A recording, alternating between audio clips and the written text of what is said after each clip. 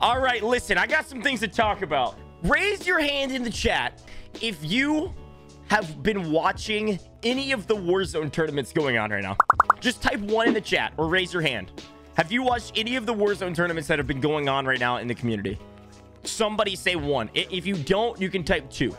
I have been watching a decent bit. I haven't watched every single one. I haven't watched every single minute of every single one, but there's an ungodly amount of tournaments going on right now. I think we're all aware of that, right? In the Warzone tournament scene, if you will, there are so many events going on right now and so many events being announced out of nowhere, right?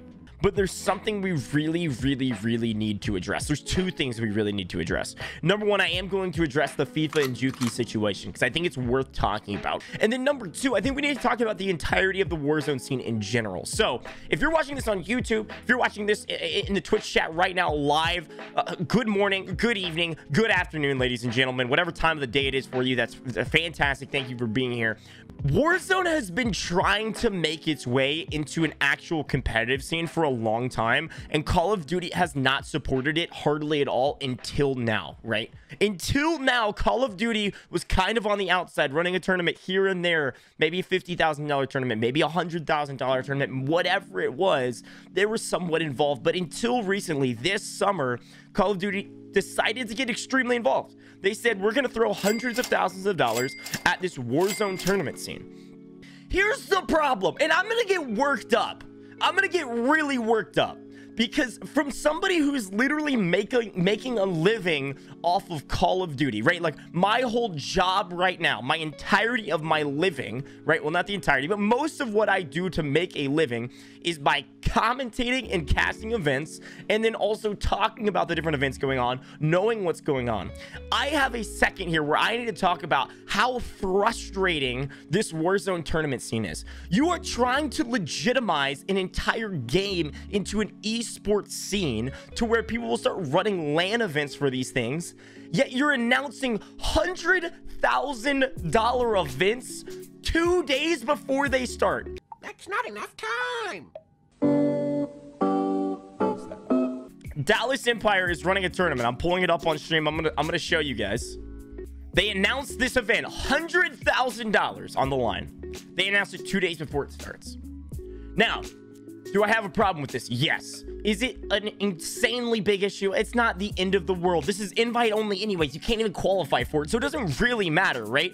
However, the problem really isn't even that they're announcing it 2 days, before.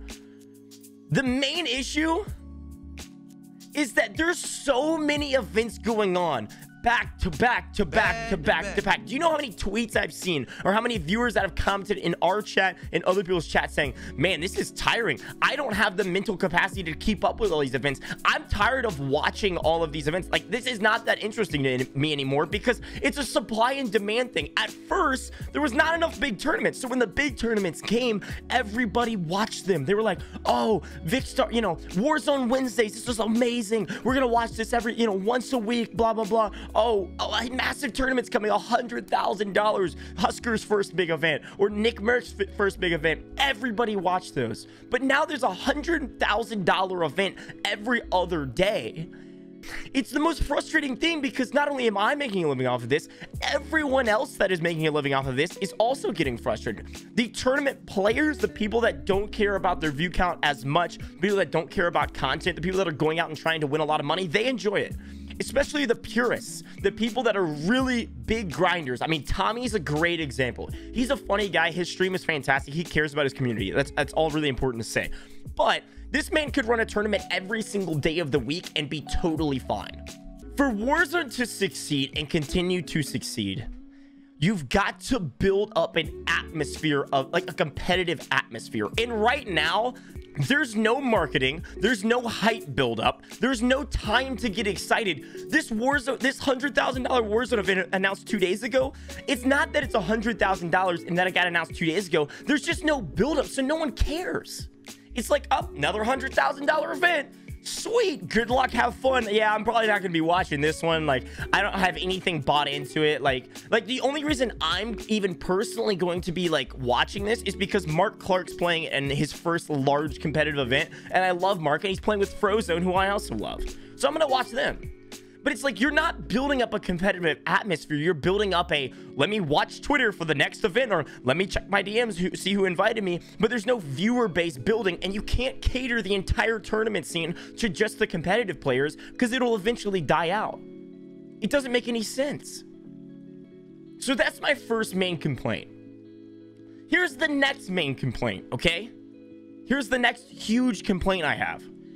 For some weird reason, Call of Duty is sending hundreds of thousands, and I mean, literally $2 million worth of events have happened in the last, like, I think it was starting in, like, June 1st to July 31st, this frame of time, this summer, there's like $2 million worth of events happening from what I know, some of the ones that haven't been released and some that have, right?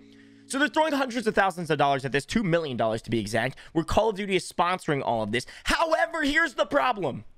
Not only are they not hyping anything up, not building anything up, so the viewers are getting, you know, tired and bored and not understanding why these events are even fun to watch. Why would I watch a 2-day event? Why would I watch a Kill Race qualifier and do challenges and stuff like this? But also, they're running the events terribly. What are we doing? Why do we not have a specific rule set that everyone knows, that everyone can follow, where there's never a mix-up? Every single event that happens, everyone, without fail, you could go look at every single tournament that's ever happened in the last 2 months. There has been a rules discrepancy and a major issue with the way the admins are handling these tournaments. I am literally a 20, 30 viewer, 40 viewer Andy. I'm a 40 viewer Andy. And my tournament events have more care put into them than a tournament literally hosted by Call of Duty. What are we doing?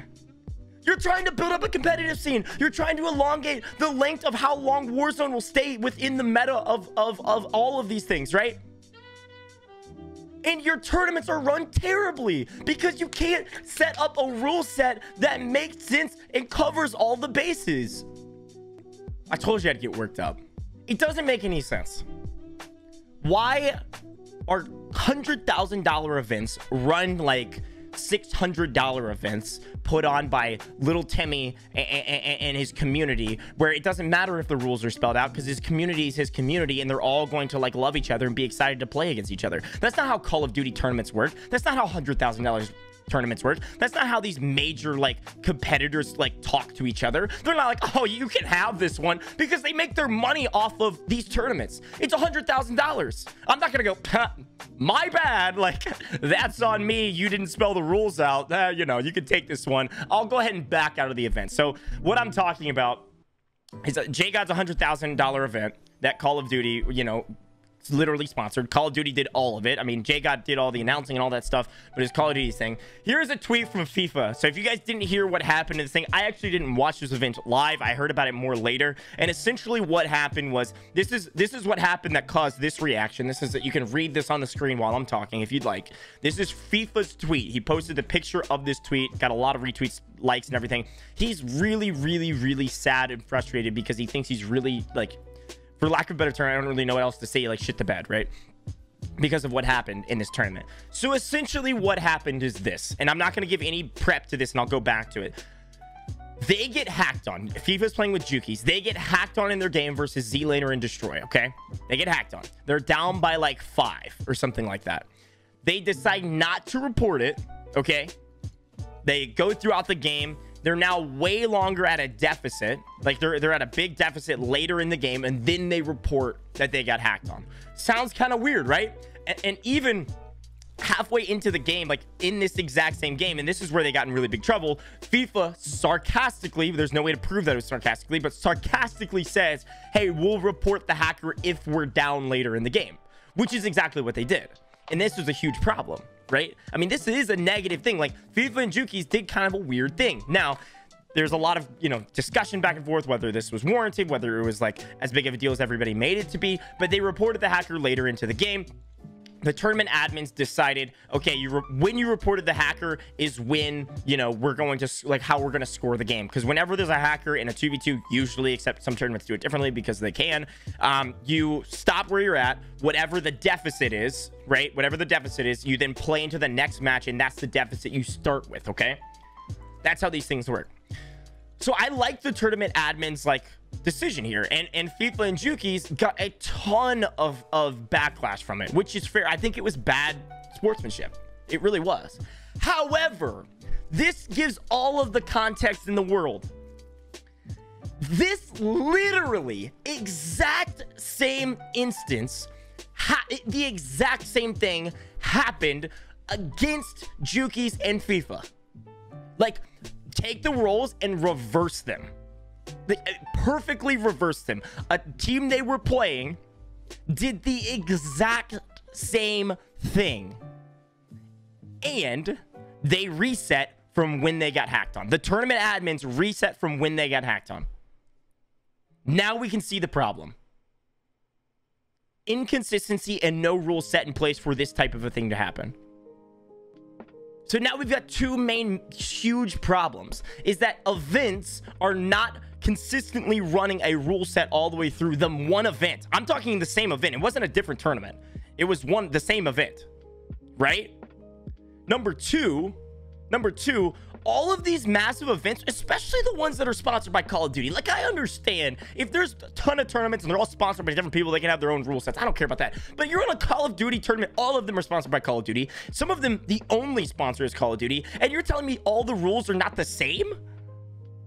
That's where I get frustrated. Is that people that are in major organizations running massive tournaments that are literally having like the livelihood of other like players in their hand, they can't set up a tournament somewhat professionally. So that's my rant today, and I feel bad. I mean, this tweet really says it all right here, because yes, it was FIFA and Juki's problem. Yes, it was kind of scummy. It was kind of scummy. It was poor sportsmanship. Like, we all understand that. But it's not a career-ending thing. It's like, okay, that was kind of scummy, FIFA. Like, come on, bro. And then they reset at -15. Sure. Great. Awesome. Move on with your lives. But this is where it's frustrating, is that not only... I don't think, because I know FIFA and Juki's fairly well. These guys are great guys. They're really, really aggressive, competitive players. Right? And so... when the thing happened to them earlier in the tournament where somebody reported the hacker way late and they reset it and they just said, fine, we'll do it, and then went in to continue to play, that's got to be crushing for them, to where it gets them to a point when you start thinking about these things, because all the tournament players think about little like scummy like workarounds of the rule sets of like, how can we, you know, advance our ways through, because they're all competitive.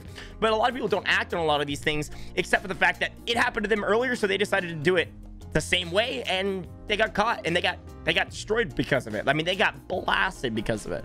So I mean, obviously I disagree with what FIFA and Juki's did, but I think unfortunately the precedent had been like set beforehand, and they decided to act on it. So yeah, that's my thoughts. Sorry I yelled into the mic for a long time. I guess I'll take a quick question time. You guys have any questions real quick before we move on to our next thing today? How would you distribute the rules set to get it out there? Honestly, the only way to do it, Matt, is put it out on Twitter. Like, legitimately put it out on Twitter and have a bunch of people retweet it and say, this is what we needed. This is blah, blah, blah, blah, blah. Get it a bunch of traction. And then once I start casting events, making the rule set for those events, so that when players play in my events, they know here's the rule set. It's complete and full document. They can learn it, and then once we've done those different like tournaments, other tournaments will hopefully copy it. That's the only way to do it. Is it exhausting knowing that this is the same combo we've been having for 12+ months regarding the hackers, stream snipers, exploiters, and Activision has done literally nothing? Yeah, it's exhausting. But here's the thing. Unfortunately, right? Unfortunately, Activision won't do anything, right? Until the public creates enough of an outcry where it jeopardizes their game, then they'll do something. Right? I mean, it's the same thing with customizable options with private matches. I'll scream into the mic all day for that too, but we can't do anything about that. I can't do anything about that. So we just got to take what's given to us and run with it, because that's how people are making a living, you know? Crazy, crazy, crazy, crazy, crazy.